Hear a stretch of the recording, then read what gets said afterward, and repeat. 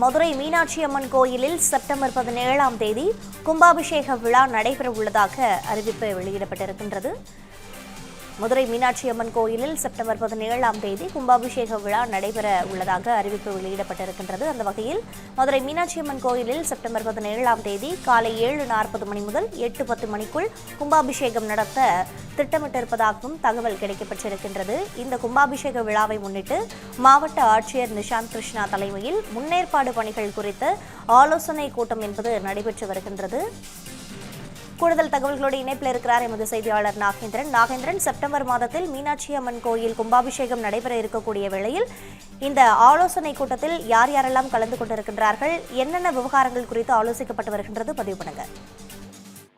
வணக்கம் பிரீதா. உலக பிரசித்தி பெற்ற மதுரை மீனாட்சி அம்மன் திருக்கோயிலினுடைய கும்பாபிஷேக விழா என்பது செப்டம்பர் 17ஆம் தேதி நடைபெற இருக்கின்றது. இது தொடர்பாக மதுரை மாவட்ட ஆட்சியர் நிஷாந்த் கிருஷ்ணா தலைமையில் அந்த முன்னேற்பாடு பணிகள் குறித்து இந்த ஆலோசனை கூட்டம் என்பது மதுரை மாவட்ட ஆட்சியர் அலுவலக அந்த கூட்டரங்கில் வைத்து இந்த கூட்டம் என்பது நடைபெற்று வருகின்றது. இந்த கூட்டத்தில் கும்பாபிஷேகத்திற்கு வருகை தரும் பக்தர்களுக்கு மற்றும் முக்கியஸ்தர்கள் மற்றும் சிறப்பு விருந்தினர்கள் உள்ளிட்டோருக்கு தேவையான வசதிகள் செய்வது, கழிப்பறை உள்ளிட்ட குடிநீர் உள்ளிட்ட அடிப்படை வசதிகள் குறித்தும் பக்தர்கள் கோவிலுக்கு வந்து செல்லும் வழிகள் குறித்தும் ஆலோசனை என்பது அந்த கூகுள் மேப் வாயிலாக அந்த PDF அந்த வீடியோ வாயிலாகவும் அந்த அனைத்தும் வந்து காட்சிப்படுத்தப்பட்டு அனைத்து துறை அதிகாரிகள் முன்னிலையில் தற்போது ஆலோசனை கூட்டம் என்பது நடைபெற்று வருகிறது.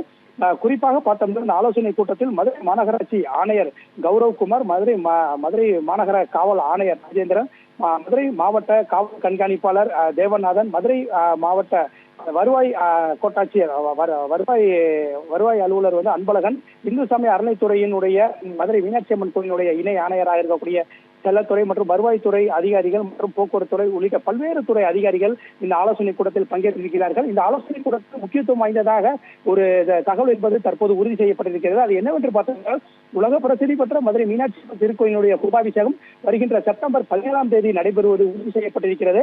அதன் அடிப்படையில் காலை 7:40 மணி முதல் காலை 8:10 மணிக்குள் அந்த கும்பாபிஷேகத்தில் அந்த ராஜகோபுரத்தில் கும்பாபிஷேகம் நடைபெறுவதற்கான அந்த நேரம் என்பதும் உறுதி செய்யப்பட்டிருப்பது முக்கியத்துவம் வாய்ந்ததாக பார்க்கப்பட்டு வருகின்றது.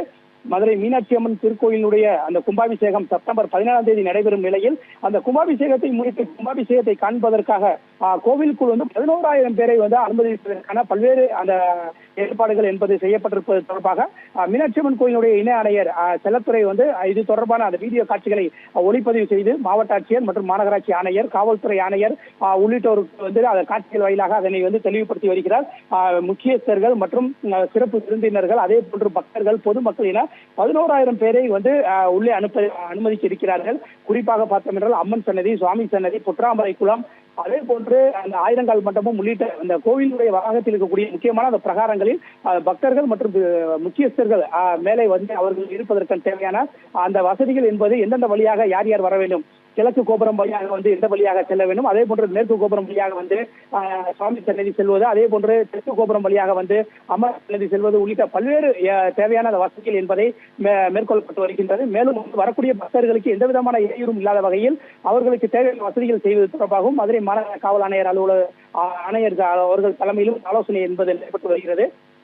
பக்தர்கள் கூட்டம் அதிகமாக வருவதன் காரணமாக அனைவரையும் உள்ளே அனுமதிக்க முடியாது என்பதன் காரணமாக பெரிய அகன்ற LED திரைகளை கோவில் சுற்றியுள்ள பகுதியில் மதுரை மாநகரின் பல்வேறு பகுதிகளிலும் இந்த LED திரைகள் அமைக்கப்பட்டு அனைவரும் பக்தர்களும் நேரடியாக இந்த கும்பாபிஷேகத்தை பார்ப்பதற்கான தேவையான வசதிகளும், அதே போன்று பல்வேறு பகுதிகளில் இருந்து வரக்கூடிய இந்த கும்பாபிஷேகத்தை காண வரக்கூடிய பக்தர்கள் மற்றும் முக்கியஸ்தர்களின் வாகனங்களை நிறுத்துவதற்கு தேவையான அந்த வாகன நிறுத்தங்கள், கார் பார்க்கிங்குகள் மற்றும் போக்குவரத்து மாற்றங்கள் உள்ளிட்ட பல்வேறு அந்த கும்பாபிஷேகம் தொடர்பான பல்வேறு அந்த ஏற்பாடுகள் தொடர்பான தான் இந்த கலந்து ஆலோசனை என்பது மதுரை மாவட்ட ஆட்சியர் நிஷாந்த் கிருஷ்ணா தலைமையில் நடைபெற்று வருகின்றது.